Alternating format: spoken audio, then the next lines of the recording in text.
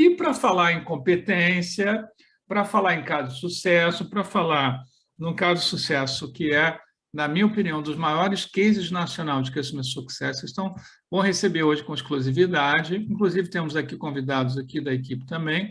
Recebam, por favor, a Fernanda Celeste, que ela é diretora de Customer Success da Loft.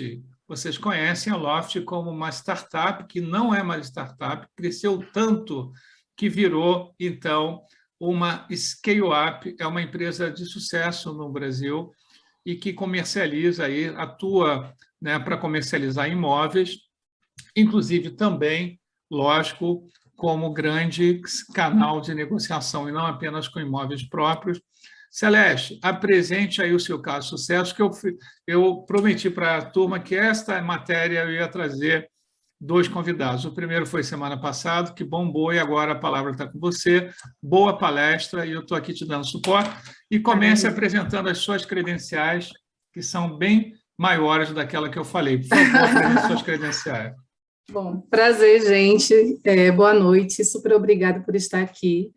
Eu estou achando que eu conheço o Bruno Leonardo, depois você me conta se você é o Bruno Leonardo que eu conheço, mas, assim, bom, muito obrigada novamente pelo convite, Roberto. Só para contar, eu conheço o Roberto há 20 anos, apesar de eu parecer muito jovem, tá? Mas eu conheço desde a Telemar, que foi quando eu comecei com esse processo de Customer Success. Deixa eu só projetar aqui já o material, para ficar mais fácil e passar todo o processo.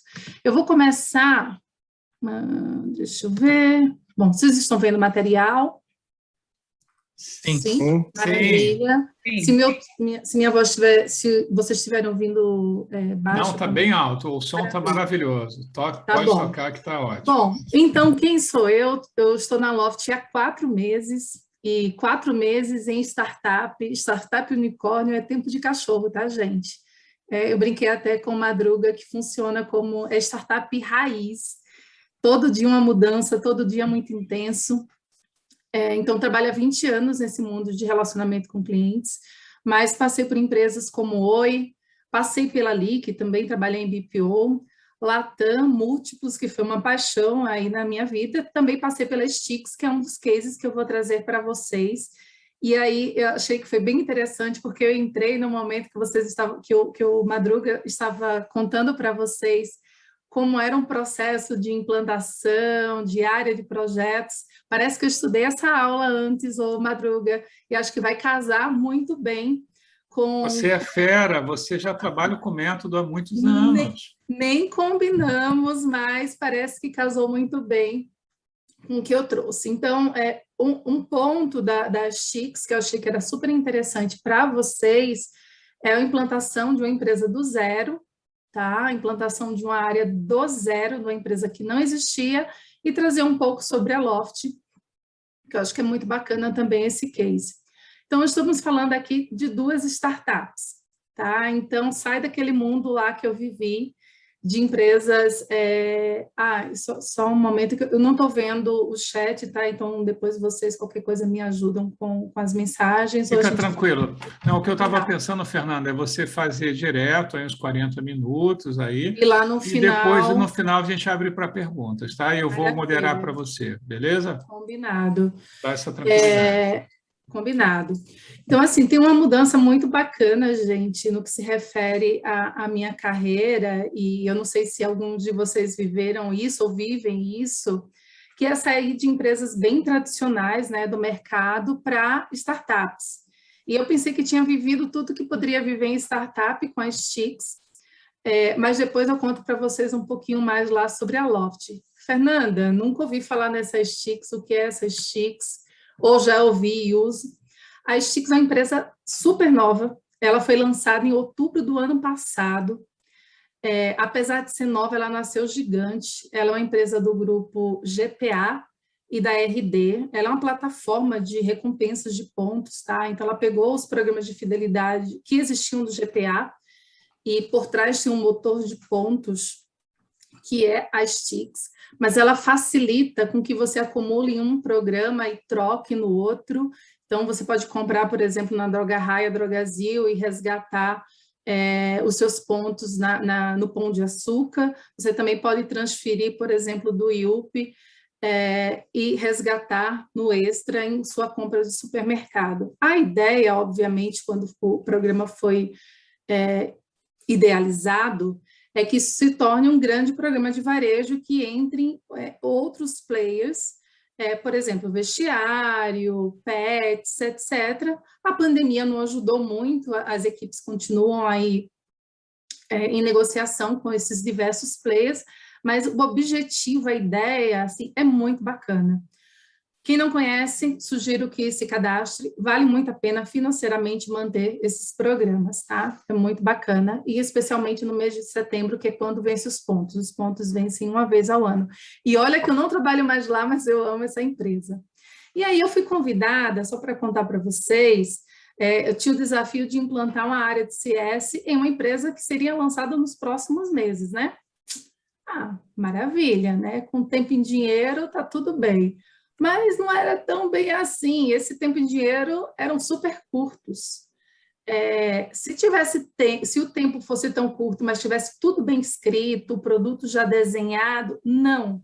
O produto, ainda para quem conhece bem projetos, as histórias estavam sendo escritas, né?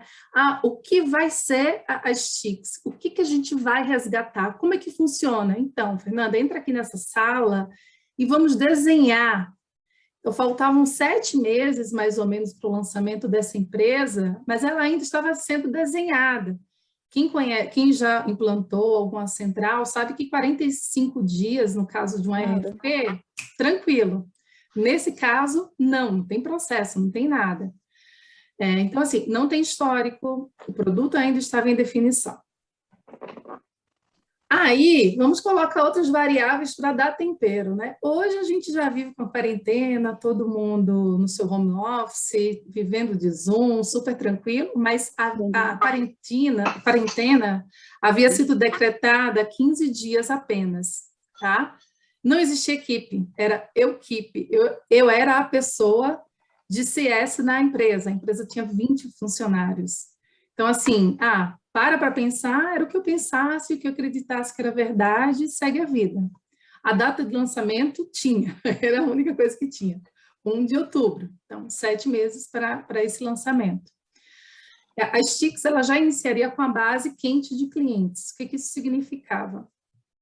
Que todo mundo que era pão e extra, ela poderia utilizar a Stix, então tinha que acontecer de forma com sucesso. O cliente precisava fazer um cadastro, tinha que aceitar questões legais, mas se não estivesse funcionando, o desastre para o negócio, imprensa, etc., ia ser muito grande.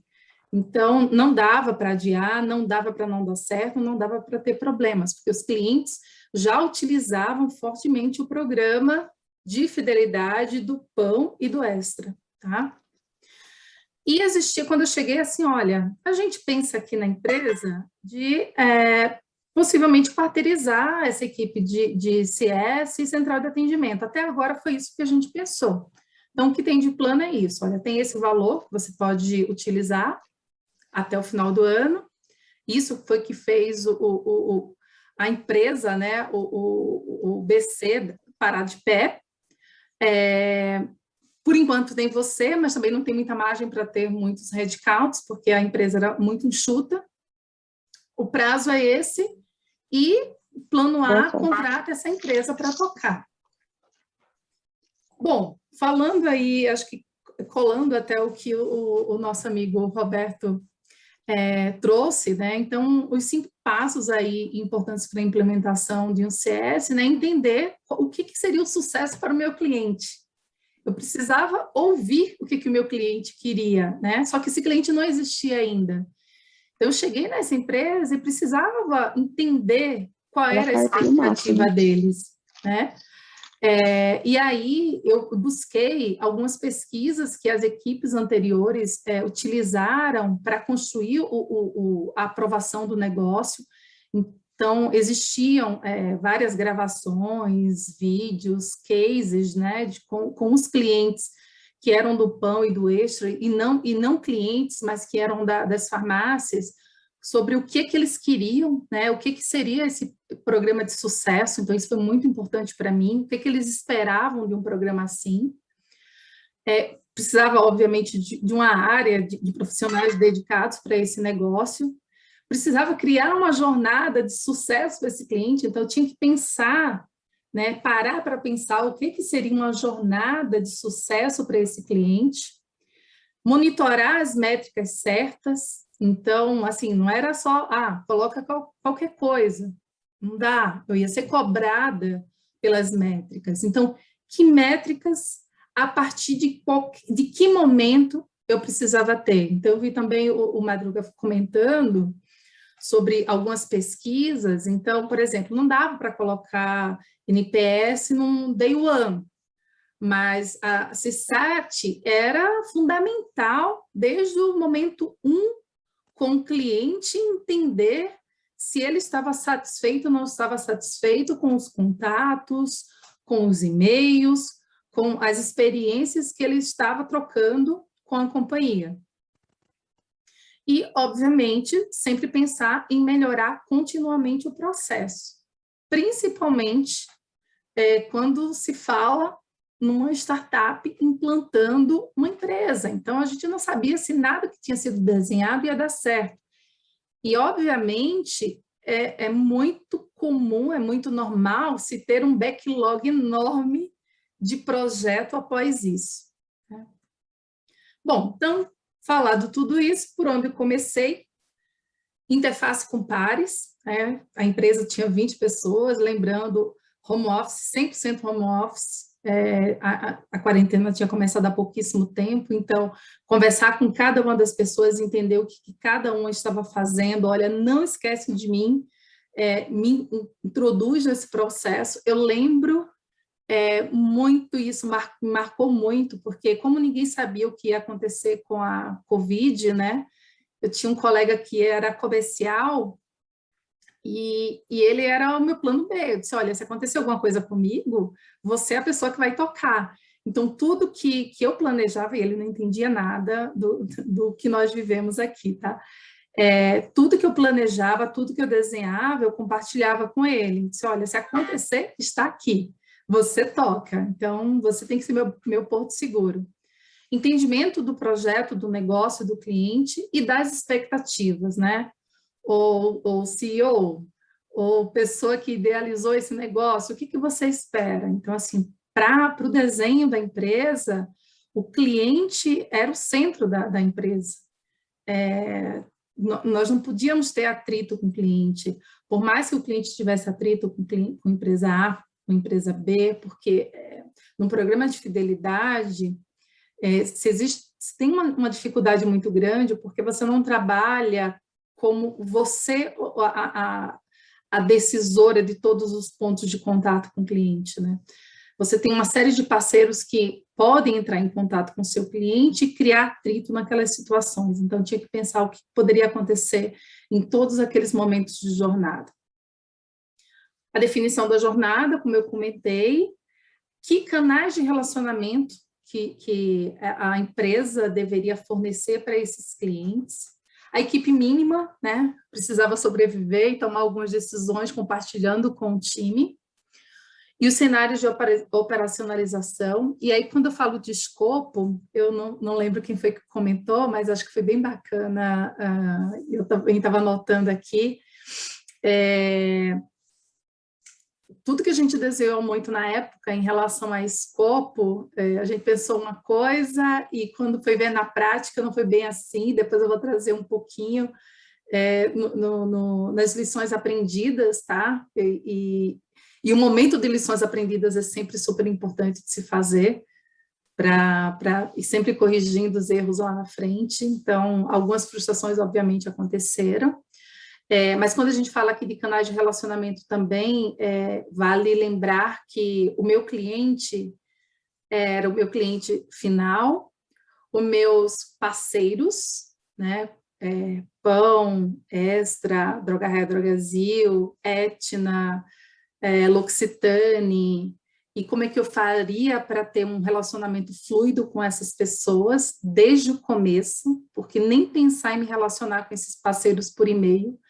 Então, a solução de CRM implantada já contemplava, nesse curto espaço de tempo, um CRM que fosse workflow e interfaceasse com todos esses parceiros a partir da central STIX ou a partir da central de relacionamento desses parceiros também. Aqui não foi nada de ágil, de metodologia ágil, tá? Tinha data e quem construía assim, então o cronograma foi de trás para frente. Quando eu entrei, a área de CS, ela já tinha um farol vermelho, então até o final não, ali até um mês antes, eu tinha o farol vermelho todas as semanas, batendo status semanalmente. Mas eu tinha os deadlines, assim, aqui é meu prazo máximo para isso, aqui é meu prazo máximo para essa tomada de decisão. O entendimento do orçamento e CAPEX, né? Afinal, dinheiro faz muita diferença para algumas tomadas de decisão. Então, por exemplo, aquele plano A da quarteirização, que poderia ser até mais fácil, ele era 40% maior do que a decisão final. Então, eu pedi o orçamento do plano A, que havia sido pensado pelo CEO da empresa, mas eu nem esperei, que eu já sabia que não ia dar certo. Entrei em contato com diversas empresas, pedi orçamento, pensei numa estrutura mínima de equipe, de CS, de processos, de back-office interno para algumas questões mais sensíveis, de MIS, de melhoria contínua, enfim. Bati o orçamento e aprovei isso como a melhor opção, porque a conta não fechava, no final das contas. A definição do MVP, né, qual era o mínimo que dava para começar no dia 1º, né?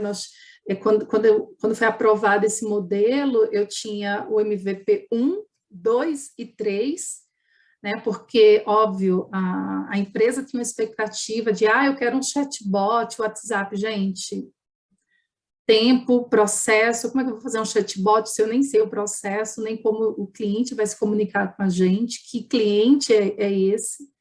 Então, algumas decisões tiveram que ser tomadas nesse momento. Os KPIs, como eu falei para vocês, e aqui os principais, além dos KPIs, acho que uma questão super importante que eu já puxei desde o início, era ter desde o dia 1, já foge um pouquinho de KPI, mas é de controle, os motivos de contato com as centrais, com a central de atendimento, por que o cliente está entrando em contato, qual a tabulação, desvios, assim, desde o dia 1 isso fez muita diferença, mas muita diferença, porque, enfim, você implanta um projeto, a retroalimentação com todo o time de tecnologia e produtos fez muita diferença para o negócio funcionar e ser rápido.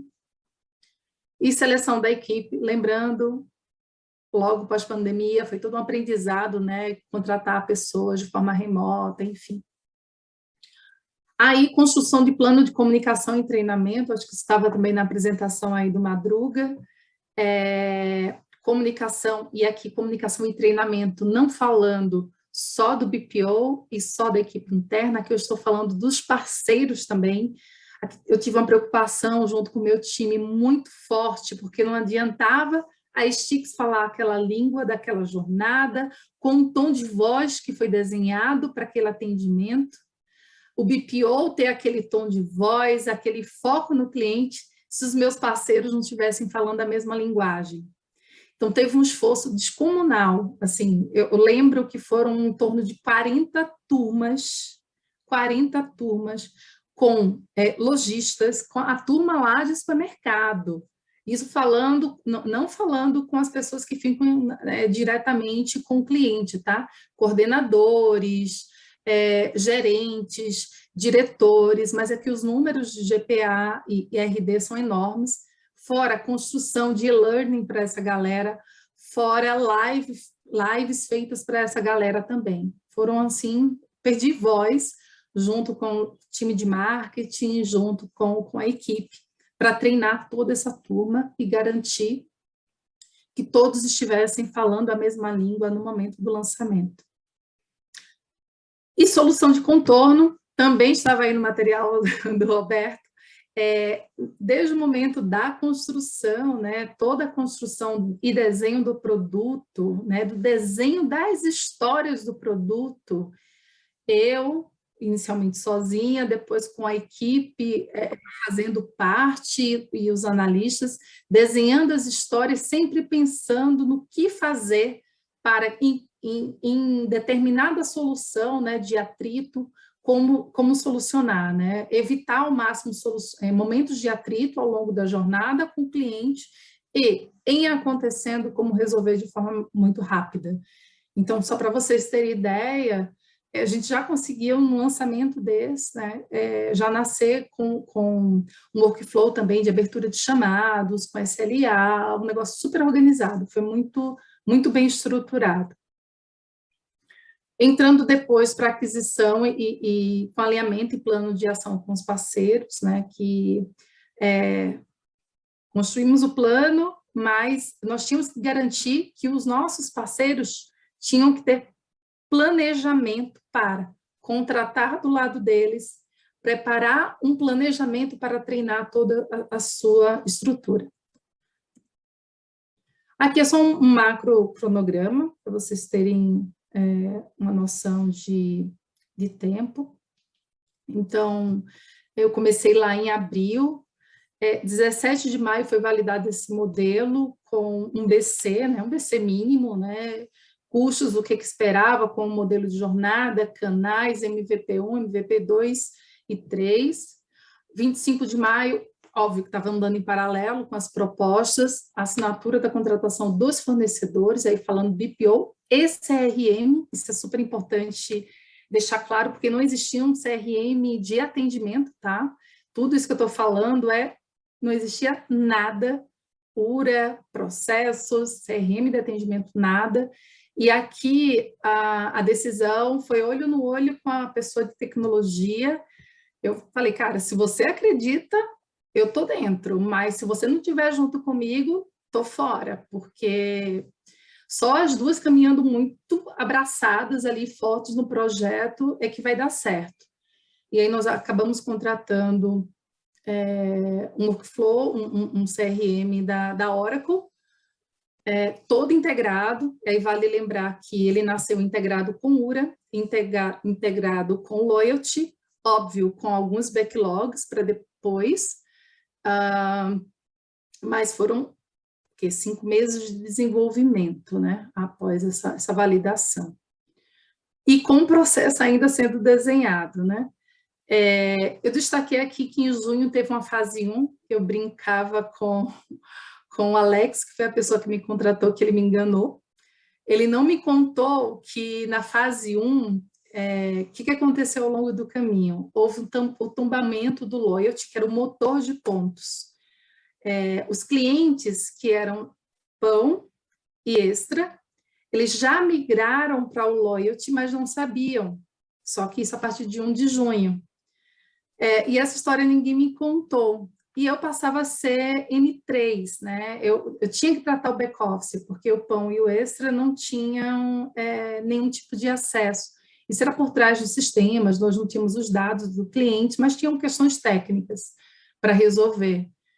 E, novamente, a equipe ainda não estava pronta. Então, aqui foi um processo bem complicado de contratar rapidamente uma pessoa para ficar atuando, sem CRM, então, um trabalho feito com planilha, de uma forma bem arcaica.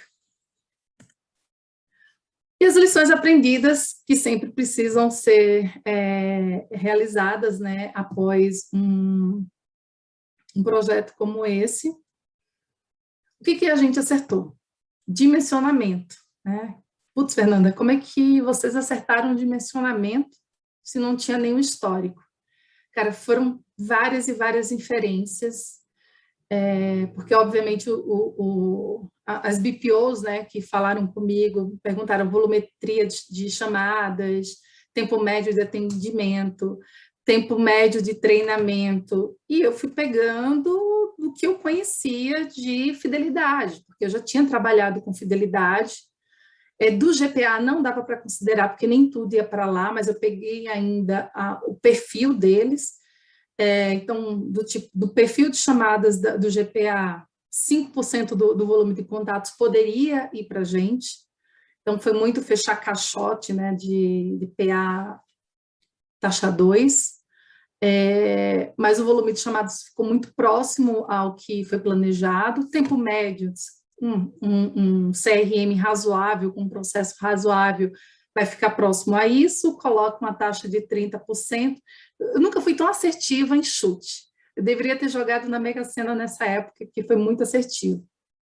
Mas, novamente, se você tem algumas referências sobre programas de fidelidade, ajuda. Eu falei com outras pessoas também de outros programas que não eram concorrentes, para entender um tempo médio de treinamento. Por exemplo, tinha uma referência sempre de 14 dias como tempo médio de programa de fidelidade. No final, por ser um programa muito novo, ficou em 10. Teve sobra, e essa sobra foi utilizada para alguns reforços, reuniões com o time de marketing, de marca. Então, foi para lá de assertivo. Os controles mínimos estabelecidos para a implantação, eles foram imprescindíveis, bem como a preparação para o escalonamento dos problemas, super importante para a área técnica atuar, e o backlog do projeto, já super organizado, combinado com a área técnica, de o que atuar primeiro e não, porque no fim foi implantado com o Right Now, que é o CRM da Oracle, e algumas pessoas ainda ficaram com o Loyalty, que é o sistema que é o motor. Mas tinha data para tirar o Loyalty e ficarem apenas com o Right Now como única ferramenta de trabalho. O que foi que erramos? Em planejar a jornada para a excelência com uma ferramenta que dependia do desenvolvimento para ajustes.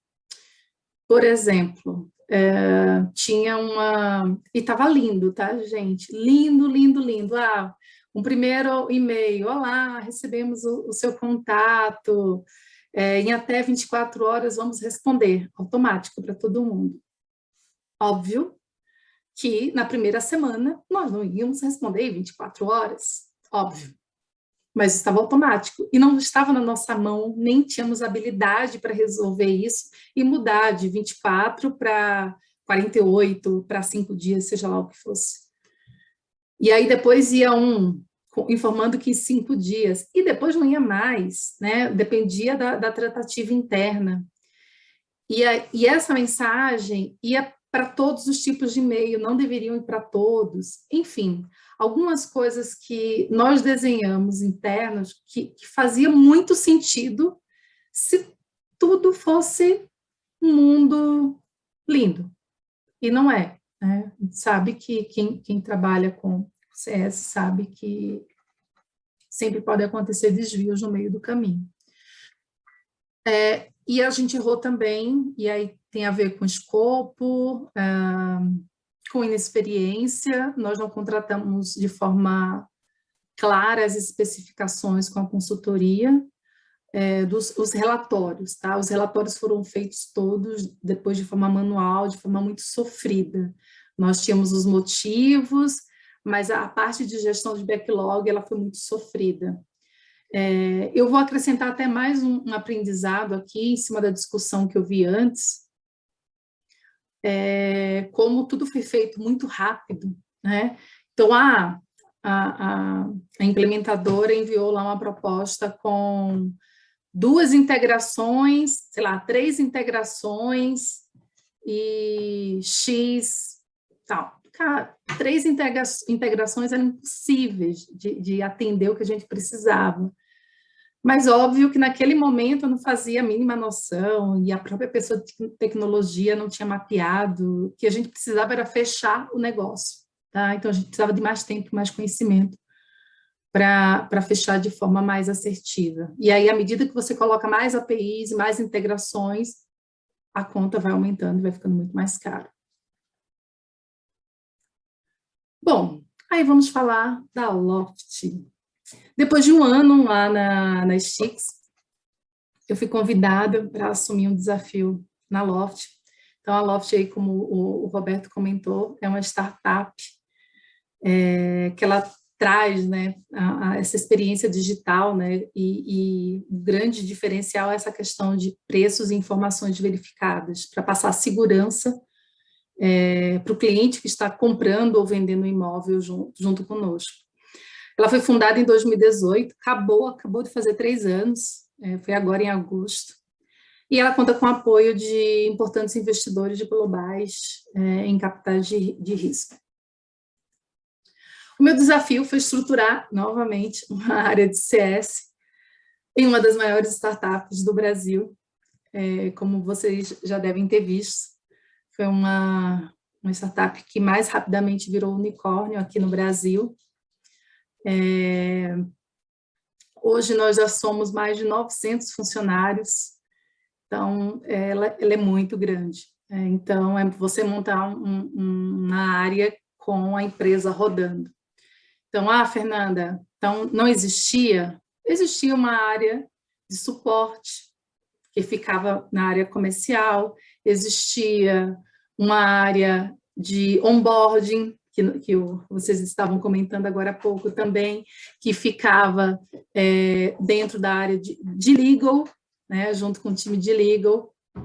Então, eram estruturas apartadas e que, por mais que é o nosso direcional, né? A empresa tem uma cultura muito forte em falar do cliente, o cliente ser o driver da companhia, mas o CS ele não estava estruturado, tá?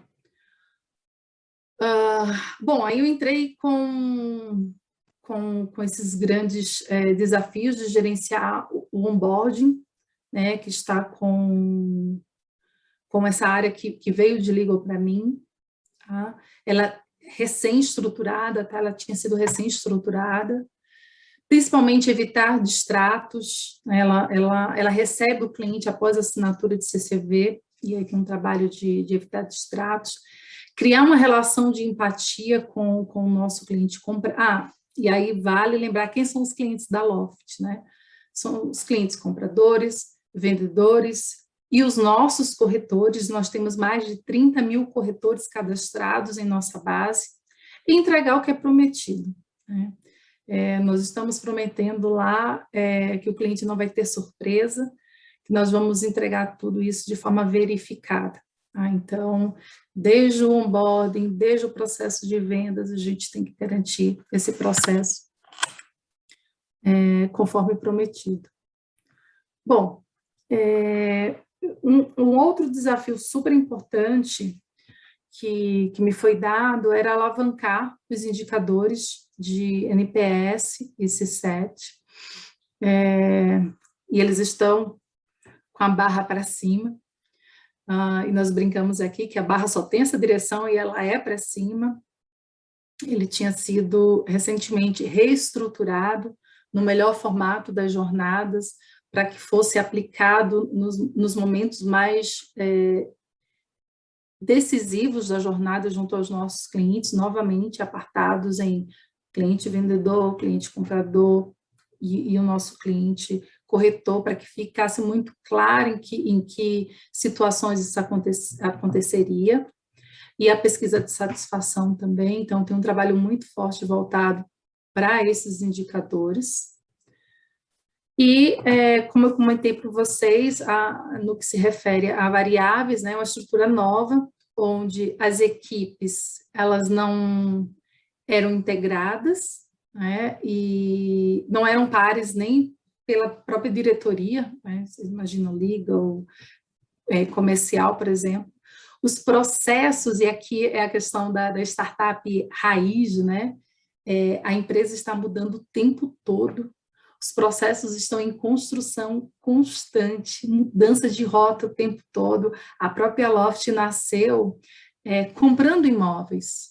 A Loft comprava, reformava e vendia. Esse era o negócio da Loft, assim, hoje nós temos o marketplace, vocês podem anunciar um imóvel e comprar um imóvel de terceiro. Então, tem mudança de rota, até pelo nosso próprio negócio, nós estamos testando. Então, esses processos, eles mudam o tempo todo. O crescimento constante da base, né? Há uns 2 meses atrás, anunciamos a venda de 1.000 imóveis, desde o nosso lançamento, já estamos falando de 1.500 imóveis, e a gente não para de crescer. Começamos a vender agora em Belo Horizonte. Olha aí, Bruno, se for o Bruno que eu não vi o chat, se for o Bruno que eu conheço. Né? Começamos em BH, já pode comprar um imóvel pela Loft. Novas ferramentas de gestão, e aí, quando falo novas ferramentas de gestão, startup, assim, é um bicho diferente, gente.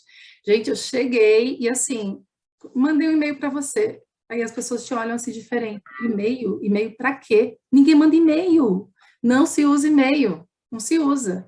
Só se usa Slack. E aí, assim, eu já usei Slack para projetos, mas Slack é a ferramenta de comunicação da empresa. Então, tem uma adaptação de todo mundo que chega, que entra, às ferramentas. Assim, eu estou falando de Slack para dar um exemplo do que é básico, tá? Mas em startup, nesse formato, todos os processos e ferramentais são bem distintos.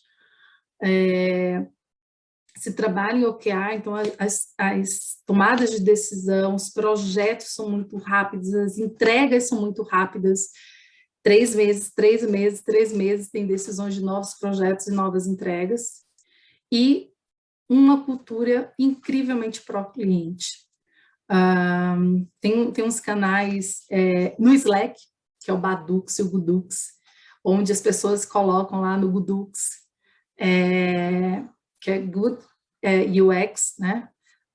As boas experiências junto com os clientes, o tempo todo as pessoas trazendo das diversas áreas, desde produtos a vendas, a CS, CX, se monitora, se pega algum caso bacana de relação com o cliente. O Gudux e o Badux, as pessoas que têm alguma experiência ruim, né, ou ouviu de um vizinho, ou recebeu de algum contato, colocam lá.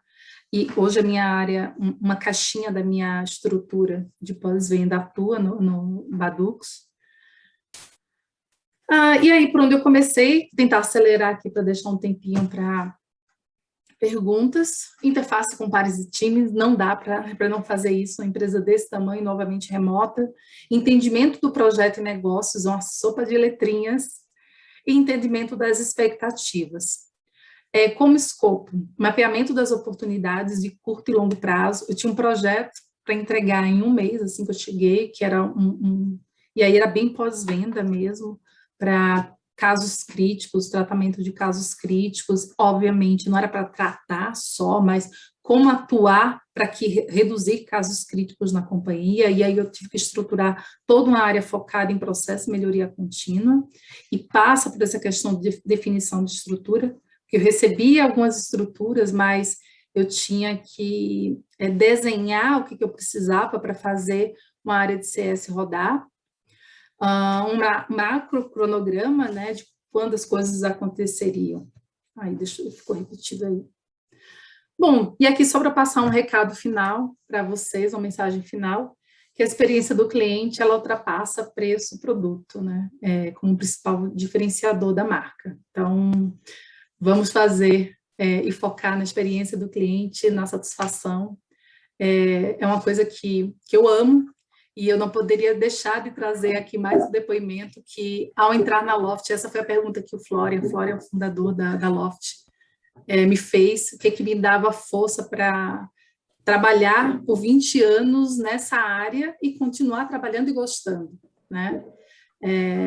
Tenho força e gosto em resolver, em focar na melhoria e no empoderamento do cliente e das áreas de relacionamento com o cliente. É isso, gente. Bom, muito bom, pessoal. Muito bom, Fernanda. Eu vou abrir aqui para perguntas, mas eu quero eu quero lançar uma para fazer uma conexão com o dia de hoje, com a matéria, né? Você já fez várias conexões, então quero fazer mais uma, só mais uma, e eu abro para a turma perguntar, tá bom? É a seguinte, vamos lá, me fala um pouquinho, porque a Loft hoje é um unicórnio, né? Então, a gente está falando de uma empresa com 900 colaboradores. Me fala um pouquinho das responsabilidades da área de Customer Success. De fato, quais são os objetivos dessa área? Quais são? Eu quero que você ilustre mais agora a operação do dia a dia. Onde é que ela está acertando? Quais são as novidades? O que você quer fazer ainda que você não fez nessa área? Bom, hoje, dentro da Loft, o meu principal papel eu tenho um papel forte de provocação nas demais áreas e influência no processo da companhia para que a companhia pense no cliente, tá? Coincidentemente ou não, hoje eu tive o one-on-one com o diretor de VP de produtos, e nós estávamos discutindo sobre um produto que vai ser lançado aí nos próximos meses, e eu trazendo a importância de CS participar da formulação daquele produto desde o início, exatamente. Isso é imprescindível, e é o próximo slide. Meu próximo slide, que é o papel do CS. Um dos papéis é esse, é colocar o dedinho no lançamento de 3 coisas: produto, serviço e promoções. Produto, serviço e promoções. Tem que colocar o dedinho lá para lançar com o menor nível possível de defeitos. Exatamente. Então, eu tenho esse papel de provocação e assim, estamos numa startup, né, que tem muitos processos, como eu falei, novos, que surgem o tempo todo, então, a organização e governança desses processos precisam acontecer, mas de forma que não se limite a companhia e as áreas a criar, que é o que faz o diferencial, criar pensando no cliente, o criar crescer, mas que isso seja de forma organizada, que a comunicação flua, né, para todas as áreas, para que também não se tenha surpresa e que todos falem a mesma língua, que todos falem a língua do nosso cliente. Mas, assim, hoje, esse é o meu principal papel. Eu tenho também um desafio importante com o trabalho de integração entre ferramentais, mas, enfim, acho que esse daí todo mundo vive um pouco ele. A parte de Customer Insights, pesquisa, está com o pessoal de Customer Experience, e ficou aonde? Sim, está com Customer Experience, e eu atuo mais como é que eu posso falar? Eu já trabalho com eles na parte de identificar oportunidades de processo mesmo, tá? Então, todos os clientes que apontam, que são detratores, a minha equipe entra em contato com esses clientes, identifica oportunidade, trata e volta com oportunidade de processos, tabulações, mas é um trabalho ali feito a 4 mãos, e tem uma outra frente que é de melhoria contínua, que trabalha CX com o meu time. Ótimo, perfeito. Eu acho que tá tudo integrado aí. Olha, vamos lá, vão às perguntas então. Bora. Zuleika levantou a mão, mas tem muita. Bom, já tem algumas coisinhas no chat. Vamos lá, Zuleika, pergunta aí, a voz está com você. Oi, boa noite. A minha pergunta é que eu até tirei uma foto aqui, né, quando ela contou o case da primeira empresa, por onde comecei, versus o slide por onde comecei da segunda empresa, né? Eles são totalmente diferentes, né? Isso mostra muito que não tem uma receita de bolo pronta, né? Não tem. E também os momentos foram diferentes, Zuleika. Já estava rodando. Né, aqui na Loft, você imagina, o negócio tá rodando, os clientes já estão sendo atendidos, a companhia enorme, com os processos já construídos. Já nas TICs, que de verdade, eu acho que um dos principais desafios que eu tive, não tinha nada, era uma página em branco. E a possibilidade de erro, assim, uma possibilidade de erro com o novo cliente, com a imagem do que vai ser lançado, e aqui a possibilidade de erro com quem já é da base, né? Com a imagem que já foi criada. Acho que são momentos distintos. Mas passa por gerenciamento de projeto, tá? Se ele não deixa de passar por gerenciamento de projetos. E aí tem uma coisa interessante, só para abrir, antes de abrir para a Isabela, as duas empresas trabalham em formato ágil. A Stix, ela se transformou, tá? Depois a equipe de CS, ela entrou na metodologia ágil e depois eu investi muito em estudar isso. E a Loft trabalha, assim, muito na equipe de projetos, mas para isso, para o que eu estruturei, pelo menos, já foi mais lá ali no PMI tradicionalzão, tá? Tá, legal, obrigada. Boa. Agora temos aí a Isabelle. Isabelle. Então, Fernanda, eu queria te perguntar o seguinte, na Loft você já entrou com a empresa rodando, né, e tudo mais, e aí você falou que as áreas eram mais apartadas, nem a mesma diretoria elas não tinham, né? Como que você fez assim para você conseguir chegar nas pessoas, para eles te darem mais valor, assim, né, e também para fazer com que elas trabalhassem juntos, né, de forma colaborativa para o melhor para o cliente? E isso na pandemia, né, Isabelle, que acho que é desafio para todo mundo. Exatamente. Bom, o que eu tento e venho fazendo, né? Eu fiz reuniões primeiro apartadas com os gestores das equipes, depois com todas as equipes me apresentando, e como eu estou falando de uma startup, diferente de uma empresa tradicional, essas pessoas precisam se sentir muito próximas. Eu falo com todo mundo, um a um. Com quem eu ainda não consegui, está aqui na minha agenda, para falar com todos eles. Conseguimos ir no escritório uma vez a cada 15 dias, e à medida, eu sempre aviso quando eu vou para ver quem é que consegue ir lá para encontrar essa turma, tá? Eu brinco que eu sou a sexta pessoa mais velha da empresa, a idade média de 20 e poucos anos, 30 que seja, mas assim, precisa estar muito próximo para as pessoas se sentirem próximas. Então, entro nas reuniões, sempre nas dailies, bloqueio minha agenda para isso, sempre que eu posso, me divido em 10 para que eles sintam que eu estou ali, que eu estou próxima.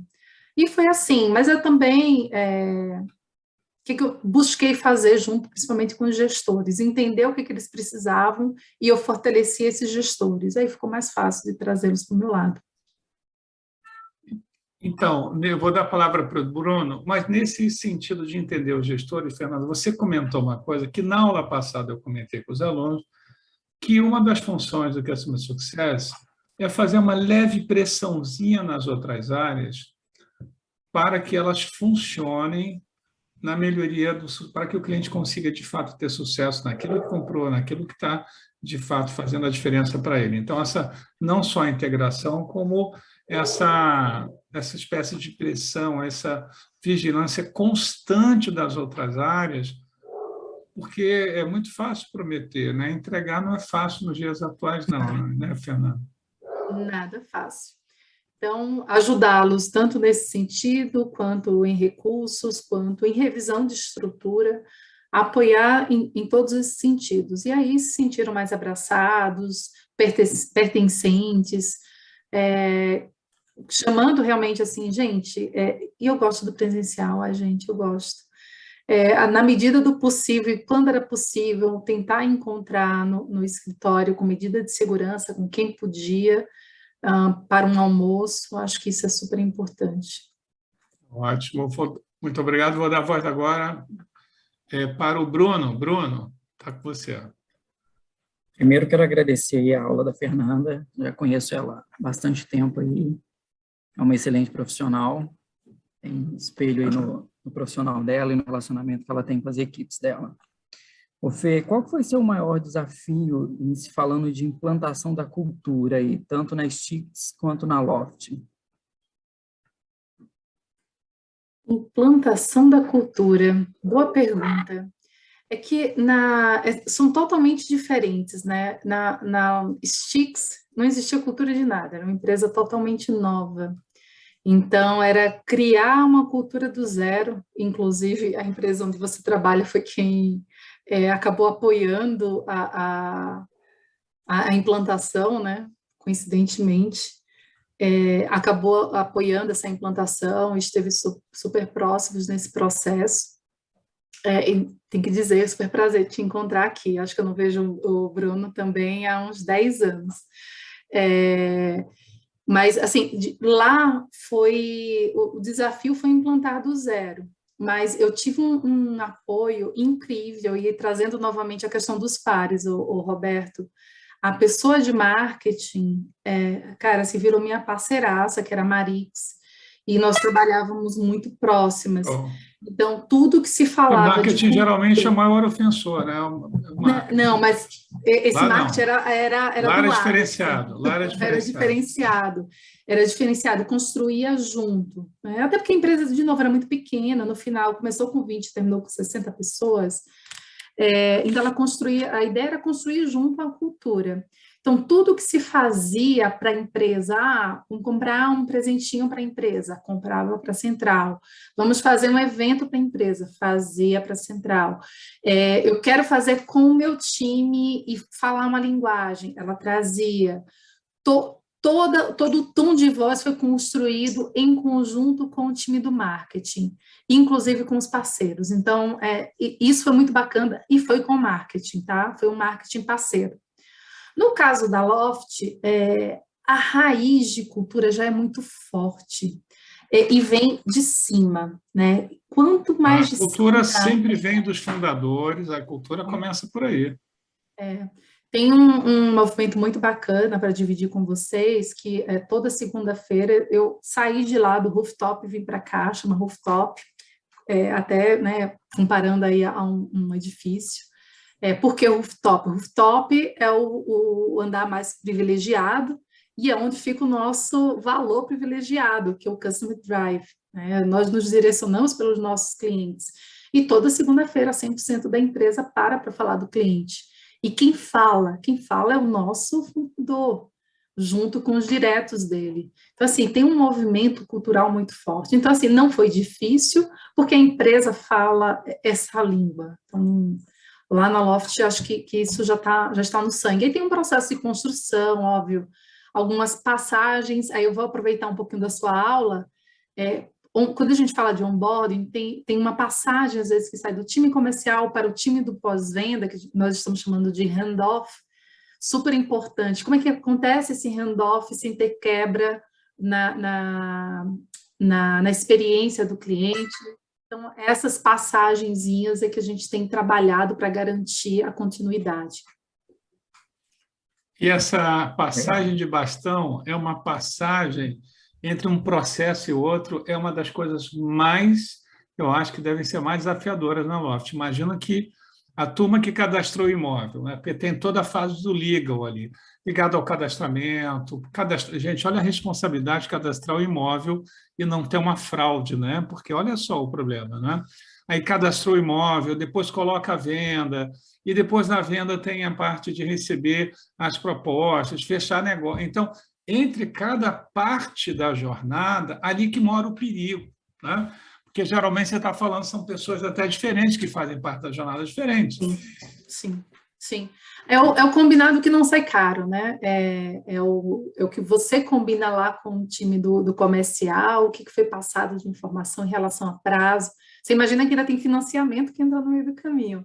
Então, você tem processos de compra e venda que levam 45 dias, processos de compra e venda que levam 4 meses, com financiamento. Você tem financiamento de Caixa Econômica, por exemplo, o primeiro tem que sair, né, a ônus reais para a Caixa Econômica liberar o dinheiro para banco, não só a Caixa Econômica. Então, tem toda uma regulamentação aí. Bom, mas eu adoraria perguntar mais, mas eu não vou fazer isso, porque aqui Deixa é o para a aluno. Júlia. A Júlia e depois é o Paulo que está na fila lá. Vai, Júlia. Cadê a Júlia? Não sei se ela caiu. Está sem áudio. Não, estou aqui, estou falando sem áudio. Bom, primeiro, obrigada pela tua aula aí. E aí você falou muito da parceria que você teve com o marketing, né? E aí a gente está falando aqui do suporte, das áreas de suporte, né? Então, como é que é essa passagem do comercial para a tua área? E aí, e esse é um problema que realmente de fato acontece, né? Então, as áreas de suporte, elas não entendem o cliente final como seu cliente. Aí eu falo de jurídico, falo de financeiro, que normalmente... Qual foi a área que você encontrou mais resistência, né? Então, por exemplo, para sair um contrato, ele tem um SLA ruim, e aí você tem que começar a criar procedimento. Então, você chega na empresa tendo que criar procedimentos, e procedimentos têm prazo, né? E tem uma série de coisas para acontecer. Qual é a área de suporte mais desafiadora para você, que mais assim te coloca numa posição difícil? Eu nunca acho nada difícil. Eu acho que o problema eu acho que o problema está nas pessoas, sabe? A maioria das vezes é uma pessoa que é um pouquinho mais difícil, aí você tem que ter habilidade de... Nossa, adorei. Eu vou pegar essa frase aí, hein? Vou pegar, mas vou dar autoria para você, hein? Eu não acho nada difícil, né? Não, olha, ela falou que não acho nada difícil em termos de área, mas ela falou que as pessoas são difíceis. Eu não acho nada difícil. A dificuldade está nas pessoas, é verdade. Mas é. E aí, assim, você traz fatos e dados, fica muito mais fácil, sabe, Júlia? Eu sempre procuro levar fatos e dados. E aí, se aquela pessoa não está muito aí com fatos e dados, você vai um pouquinho mais para cima, sabe? Procura o gestor daquela pessoa, acha o momento correto. Às vezes não é o momento correto de estar trabalhando. Então, assim, as pessoas geralmente olham segurança da informação, eu não estou nem falando da Loft, tá? Estou falando mais de experiência passada, como uma área complexa. Gente, segurança da informação sempre foi minha área, assim, ó, parceiraça. Sempre foi muito, porque acho que é uma área que tem que trabalhar ali muito ao lado. Mesma coisa tecnologia. Eu acho que depende muito como você leva. Você tem que entender também a dor do outro, né? Entenda a dor do outro, o que você pode ajudar também em relação ao outro. Fatos e dados. Mapeia o processo, aponta o problema, traz, coloca no lugar dele e monta parceria. Porque se chegar só apontando, aí o negócio não dá bem, não. Então, é isso aí. Parceria, fazer gestão, eventualmente falar com o superior, eventualmente, fazer com que as áreas funcionem em harmonia, mas, fundamentalmente, manter a cultura da centralidade do cliente como sendo o grande mote, né? O grande guarda-chuva, porque aí fica mais fácil você convencer. Você não está pedindo pela Fernanda, você está pedindo por uma causa maior. A gente chama isso de propósito, né? Que se conecta à cultura, né? Fernanda, um dos desafios que eu mais... Propósito é o NPS, é o cliente. Isso. Aí você associa aos fatos e dados, a sua área é ofensora. Então... Quando a gente implanta uma área de CS e de CX também, de Customer Experience, você sabe que uma das coisas mais emblemáticas é a criação da cultura, porque muitas empresas falam que colocam o cliente no centro, a gente vê o tempo inteiro nos projetos, não, a gente faz, mas na hora do vamos ver, não faz, coloca em primeiro lugar as finanças, os produtos, serviços e, por último, o cliente. Então, quando a empresa resolve verdadeiramente entrar na cultura de centralidade do cliente, as coisas começam a mudar, porque os funcionários buscam ter uma inspiração. Paulo, essa história de estruturação de área, teve uma coisa muito interessante de um cliente que eu atendi, que ele já tinha começado a estruturação de uma área de CX, ou seja, ele já estava pensando nisso, só que nada passava pela área, a área estava ali, só para existir. Nada, nenhum projeto, nenhum processo passava pela área. E aí ele falou, Júlia, não adianta, a gente fez uma estruturação de área, mas é só para inglês ver, né? E aí... Vai, Paulo, desculpa, me meti. Obrigada, Júlia. Nada. Fernanda, quero cumprimentá-la desde Portugal e agradecer a sua partilha. E eu gostava de colocar aqui uma questão, não só à Fernanda, mas também ao Madruga, porque é uma questão um pouco paralela. O Madruga sabe que eu tenho um background muito ligado ao sistema de gestão da qualidade, pela ISO 9001. Qualidade e marketing. Exatamente.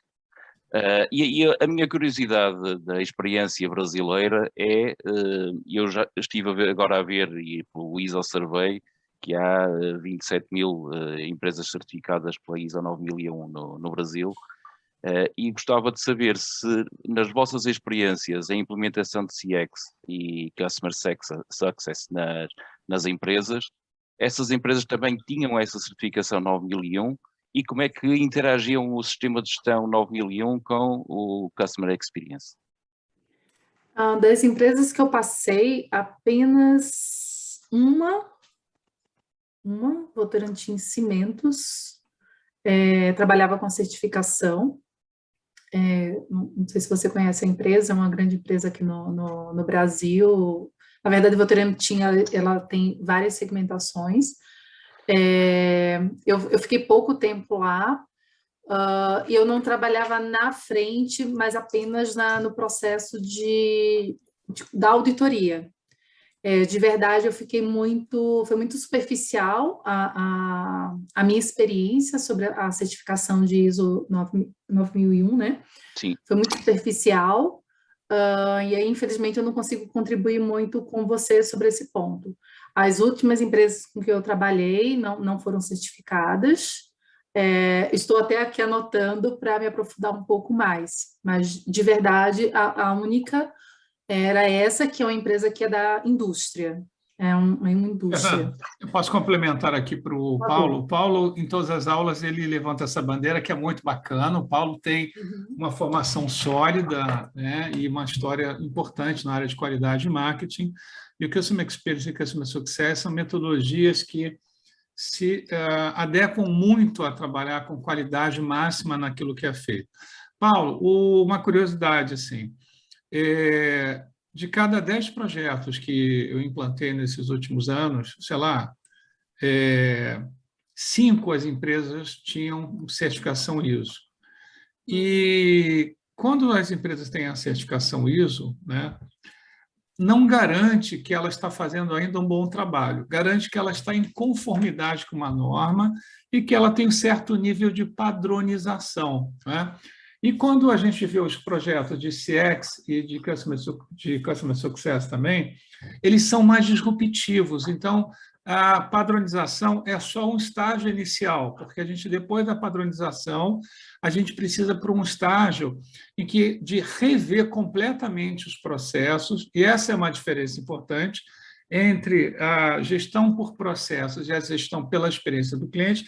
A gestão de processos, você até se baseia em melhorar a vida do cliente, mas ela não trabalha com a metodologia de mapeamento da jornada, do Customer Journey Map. Então, por exemplo, quando eu entro com uma equipe numa empresa para mapear os processos, o ponto de partida a gente primeiro faz o mapeamento da jornada do cliente, Customer Journey Mapping, e depois chega com esse resultado um monte de dores, de desconexões, chega para a equipe de processo e fala: e processo, vocês falaram que estava lindo, vocês são certificados aí, 9001 e todas as certificações, mas olha só quantas dores. Então, muitas vezes a empresa criou os processos, padronizou, tem qualidade, tem certificação e tem auditoria de processo, mas está fazendo um monte de besteira.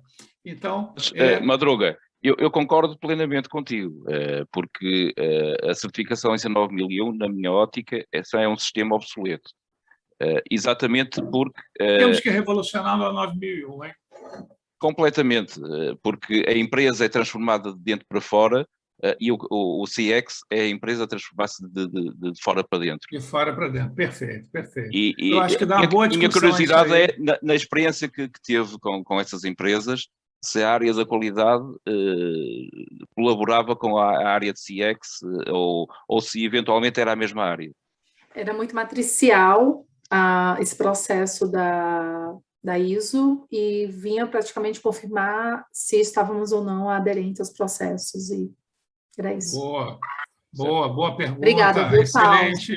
Paulo, Obrigado. nós temos que lançar a 9001 CX, que é mais voltada aí para a experiência do cliente. Não, eu acho que temos que lançar um sistema de gestão de CX.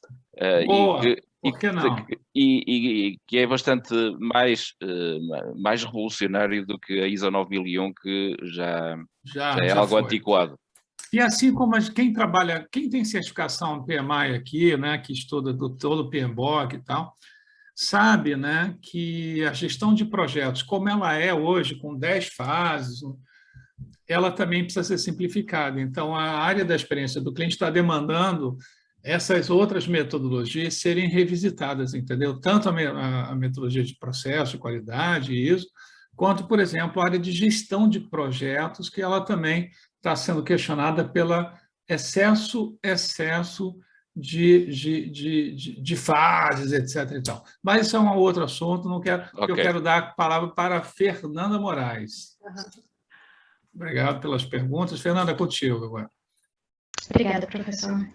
Fê, queria te fazer duas perguntas. Dentro disso que você falou sobre a necessidade de se adaptar à nova forma de trabalhar, de startup, vindo de um mercado mais tradicional, como é que você fez para conseguir resultados rápidos, né? Porque, como você disse, nem sempre nos processos é importante a gente ter tempo, mas também a receita, né? Mas nessa jogada aí de fazer mais com menos, seja tempo ou receita, o que você usou para poder maximizar aí sua atuação, seus resultados? E minha segunda pergunta é, dentro das entregas que vocês fazem lá na Loft, né, nesse olhar aí, como vocês dizem, do cliente como driver, o que vocês entregam para ele que vocês falam, olha, isso aqui é o diferencial, não questão de prover essa mediação da venda, apenas de garantir que esteja correto, né, mas o que vocês fazem de entrega enquanto, por exemplo, eu não sei se eu estou conseguindo me expressar bem, mas você pode falar assim, que isso é aquele tempero que realmente vocês imputam ali no trabalho que vocês fazem, sabe? Sim, entendi. Obrigada, Fê, pela pergunta, minha xará. O que eu fiz para maximizar e acelerar? Fê, eu tenho que te contar um segredo. Eu nunca fiz tanto... Eu nunca estudei e vi tanto vídeo no final de semana, tá? Mas isso, para mim, dá uma acelerada no aprendizado de tantas ferramentas. Mas, enquanto companhia, foram as pessoas certas, tá? É trazer a pessoa certa. Nossa, isso é tudo de bom. Isso é tudo de bom, gente. Isso é tudo de bom. A pessoa certa resolve tudo, gente. Lógico, tem que trazer método, ferramenta, é isso aí. Isso, método... Como eu sabia os métodos e processos, colocava as pessoas certas no lugar certo. Então, até tinha gente, por exemplo, pessoas maravilhosas na Loft que não conheciam tanto da metodologia que eu queria aplicar, trazia uma pessoa que conhecia a metodologia de fora, junto com a pessoa que mega conhecia da Loft, super empenhada, casamento perfeito, os negócios aconteciam. Tá? Então, foi muito isso que eu fiz, aproveitar o conhecimento da própria Loft com o conhecimento de mercado, de outras pessoas, esse casamento foi perfeito, tá? Ganha a Loft, ganha as pessoas que vieram e o negócio aconteceu. Muito bom. Pessoal, são 8h10, a gente precisa encerrar, porque tem aula, agora nós vamos até 8h30, tem conteúdo. Olha, a sua master, por isso que nós chamamos, Fernanda, de Masterclass, porque é a Master mesmo, você foi Master, parabéns. A tua experiência, não só a tua experiência, como a sua simplicidade para nos contar um dia a dia tão complexo que é ser Head de Customer Success na Loft atualmente e ter contado isso tudo para a gente. Então, parabéns. Vamos fazer uma foto, todo mundo? Aquele sorrisão, vamos? Bora fazer? Abre a câmera aí, posso galera. fazer a última pergunta, Madruga? Então tá, enquanto está abrindo a câmera todo mundo, vai Você fazendo tem aí, Gabriel. filhos? Eu não tenho filhos, mas eu tenho um cachorro lindo que acabou de chegar da creche, gente. Ah, tá ótimo. Ô, Gabriela, Penteado queria fazer outra e pergunta. nova Gente, abre a sobrinha. câmera aí, Dani, Wander, todo mundo aí abre a câmera para ficar linda Pode a foto. escrevendo no chat que eu também vou respondendo. Isso. Dani, só falta você, Dani Muay Thai, Fukushima. boxe no final do dia, alguma coisa assim? É o marido. A câmera já está aberta. É o Vamos lá. marido. Minha tela tá quebrada. Oh, não tem problema, Lascou vamos embora tudo. aqui. Não tem problema, Dani, vai dar tudo certo. Olha, vamos fazer aquela fotinho, hein? Atenção, atenção. É 1, é 2, é 3. X. Foi, hein? Foi, hein? Eu vou pedir para o meu pessoal colocar amanhã nas redes sociais e agradecer a você, Fernanda, lá nas redes sociais, para prestigiar você também, o seu trabalho, a sua palestra foi linda, sensacional, muito obrigado. E a sua palavra final para a equipe aqui. Muito obrigada a vocês, né, pelo tempo, pelas perguntas, obrigada a todos, obrigada, Madruga, ao Alan e ao Luiz, que também fizeram esse contato comigo. Foi um prazer estar aqui com vocês dividindo. Deixei meus contatos aqui no chat, que eu fiz a falta de educação de tirar no último slide. Show. Se quiserem fazer qualquer pergunta depois, estou totalmente à disposição. Está ótimo. Boa Fernanda, noite e aproveite as aulas. Você palestrou para uma turma extremamente qualificada no MBA, que no Brasil é um sucesso. É o primeiro MBA no Brasil que reúne Customer Experience, Customer Success e Employee Experience. E você percebeu que é um grupo assim, bem qualificado. Tenho certeza que vocês serão parceiros aí no mercado. Obrigado, Fernanda. Beijo. Tchau. Beijo, boa noite. Tchau.